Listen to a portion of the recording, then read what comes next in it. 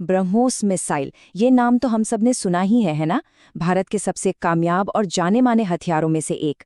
सोचिए, इसे हम फिलीपींस जैसे देशों को बेच भी चुके हैं, और तो और इसका इस्तेमाल भी हो चुका है। लेकिन हाल ही में कुछ ऐसा हुआ जिसने सबको सोचने पर मजबूर कर दिया। तो सवाल ये उठता है कि कोई देश ऐसी मिसाइल का टेस्ट क्यों करेगा जो पहले से ही कॉम्बैट प्रूवन है, जिसे बेचा जा चुका है। थोड़ा अजीब है ना? ऐसा लगता है कि इस टेस्ट के पीछे कोई बड़ी छिपी हुई कहानी है। तो चलिए आज इसी पहेली को सुलझाते हैं। और देखिए, कहानी मजेदार यहीं से होती है। आमतौर पर जो हथियार पहले से ही इस्तेमाल में है, उसका टेस्ट नहीं होता, उसका अभ्यास यानी ड्रिल होती है। टेस्टिंग का मतलब तो सीधा सा है, कुछ नया है, कुछ बड़ा अपग्रेड किया गया है। और यही वो राज था जिसे दुनिया की नज़रों से बचाकर टेस्ट किया जा रहा था। तो आगे बढ़ने से पहले ये जान लेते हैं कि ब्रह्मोस आखिर है क्या भला। देखिए, ये कोई मामूली मिसाइल नहीं है, ये दुनिया की सबसे तेज सुपरसोनिक क्रूज मिसाइल है। मतलब इसकी स्पीड का कोई मुकाबला नहीं। और इसकी एक्यूरेसी वो तो कमाल की है। कहते हैं बुल्स आई एक्यूरेसी।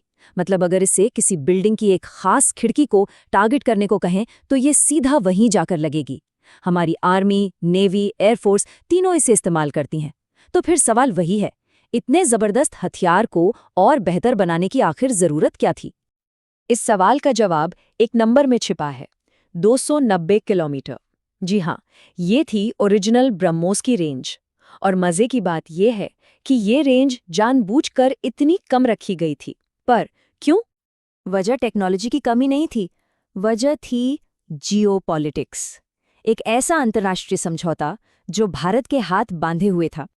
ये समझौता है मिसाइल टेक्नोलॉजी कंट्रोल रिजीम या MTCR। आप इसे 35 देशों का एक खास क्लब समझ सकते हैं। इसका नियम सीधा है, कोई भी सदस्य देश 300 किलोमीटर से ज्यादा रेंज वाली मिसाइल टेक्नोलॉजी किसी ऐसे देश को नहीं देगा जो इस क्लब का मेंबर नहीं है। अब दिक्कत ये थी कि रूस तो मेंबर था लेकिन भारत नहीं। इसीलिए रूस चाहकर भी हमें लंबी दूरी की ब्रह्मोस बनाने की टेक्नोलॉजी नहीं दे पा रहा था।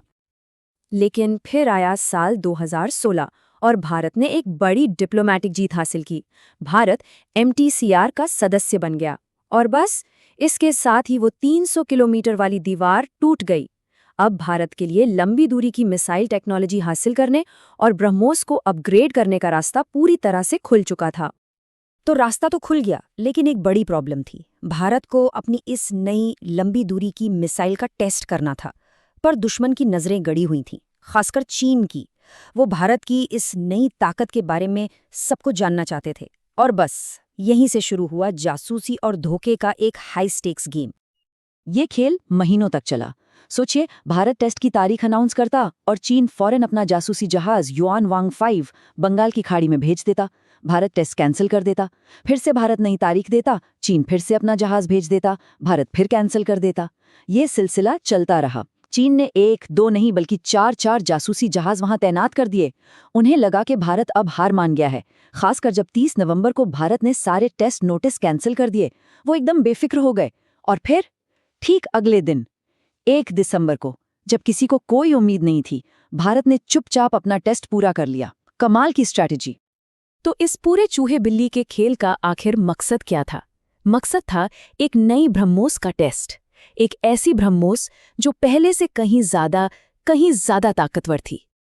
ये बदलाव कितना बड़ा था, जरा इस पर गौर कीजिए। पुरानी रेंज थी 290 किलोमीटर और नई 800 से 900 किलोमीटर। मतलब लगभग 3 गुना का जंप। ये कोई छोटा मोटा अपग्रेड नहीं था, ये एक बिल्कुल नई जनरेशन की मिसाइल थी। और ये सब मुमकिन हुआ सिर्फ उस MTCR मेंबरशिप की वजह से। अब हो सकता है किसी के मन में ये सवाल आए कि भाई, जब हमारे पास अग्नि जैसी 5000 किलोमीटर तक जाने वाली बैलिस्टिक मिसाइलें हैं, तो फिर ये 800-900 किलोमीटर वाली क्रूज मिसाइल इतनी खास क्यों है? सवाल बिल्कुल सही है और इसका जवाब छिपा है इन दोनों मिसाइलों के काम करने के तरीके में। इसे ऐसे समझिए, बैलिस्टिक मिसाइल एक गेंद की तरह है जिसे आप बहुत ऊपर फेंकते हैं।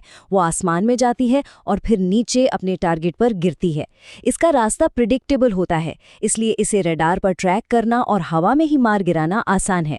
वहीं दूसरी तरफ क्रूज मिसाइल जैसे कि ब्रह्मोस, ये एक शिकारी की तरह है। ये जमीन के बहुत करीब नीचे नीचे उड़ती है, पहाड़ों और घाटियों के बीच से अपना रास्ता बनाते हुए। ये दुश्मन के रडार को चकमा दे देती है और इससे पहले कि दुश्मन को पता चले कि हमला हो रहा है, ये अपना काम कर चुकी होती है। तो हमने टेक्नोलॉजी समझ ली, जासूसी का खेल भी देख लिया। अब आते हैं सबसे बड़े सवाल पर। इस नई लंबी रेंज का आखिर मतलब क्या है? ये भारत के लिए गेम चेंजर कैसे है? सीधे शब्दों में कहें तो अब भारत अपनी सीमा के अंदर से ही दुश्मन के इलाके में बहुत गहराई तक हमला कर सकता है। तिब्बतन प्लेटो, अक्साई चिन, ये वो अहम स्ट्रेटेजिक इलाके हैं जो पहले ब्रह्मोस की पहुंच से बाहर थे, लेकिन अब वो भी इसकी जद में है। जाहिर है, ये इस पूरे क्षेत्र में पावर बैलेंस को बदल देता है और भारत की डिफेंस कैपेबिलिटी को एक अलग ही लेवल पर ले जाता है। तो ये सिर्फ एक मिसाइल टेस्ट नहीं था, ये एक दशक की कूटनीति, सालों की टेक्नोलॉजी डेवलपमेंट और बेहतरीन मिलिट्री स्ट्रैटेजी का एक मिला-जुला नतीजा था, जो एक ही झटके में दुनिया के सामने आया। और ये हमें इस सवाल के साथ छोड़ जाता है कि कैसे सिर्फ एक मिसाइल टेस्ट एक पूरे रीजन का स्ट्रेटेजिक मैप हमेशा के लिए बदल सकता है। कैसे टेक्नोलॉजी और स्ट्रैटेजी मिलकर जियोपॉलिटिक्स के सारे समीकरण बदल सकते हैं।